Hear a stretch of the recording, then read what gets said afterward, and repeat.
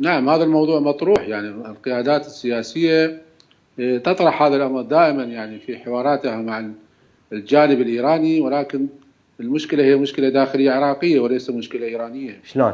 لأن السيادة العراقية في الشمال العراقي غير موجودة، يعني تقصد إقليم كردستان لأن هذا نعم مسمى بالدستور، صح لو لا؟ نعم، إقليم كردستان جزء أي. من الدولة العراقية وليس دولة مستقلة، وبالتالي الجيش العراقي غير متواجد على الأراضي العراقية في إقليم كردستان، وفقط يطلب يعني من الحكومة المركزية عندما يحصل اعتداء خارجي أو عندما يحصل أزمة مالية أو تحصل أزمة مع دول الجوار، تطلب من الحكومة المركزية التدخل، في حين لا يسمح لجندي عراقي واحد بالتواجد على أراضي إقليم كردستان، بينما يسمح لأحزاب. هذا مبرر يخليني أسكت على أنه أن تقصفني إيران ولا تركيا؟ لا، هو مو تبرير، احنا نخلي يكون قرارنا واحد، قرارنا السيادي واحد داخلي حتى نكون أقوياء أمام الآخرين.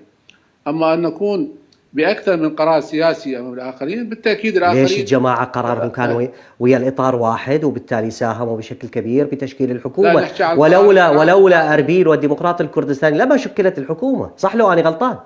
نعم، هذا تشكيل الحكومة وحد والقرار السيادي وحد. شلون؟ القرار السيادي يجب أن تبسط الحكومة يعني كل سلطتها على كل الأراضي العراقية، لأن الحكومة الاتحادية هي حكومة لكل العراق وليس للأجزاء المتبقية من العراق. يعني الإقليم يحسب نفسه دولة داخل الدولة، ولا يحق الدولة المركزية التدخل حتى في القضايا الداخلية الإدارية، حتى في القضايا الرقابية، وبالتالي لا يمكن اعتبار إقليم كردستان جزء من الدولة من سلطة الدولة الاتحادية. هناك موانع وعوائق، وهناك يعني كثير من الاعتراضات على أن تكون الحكومة المركزية نافذة وسلطاتها الاتحادية موجودة على أراضي إقليم كردستان، وحتى الجيش العراقي غير متواجد في طيب. إقليم كردستان.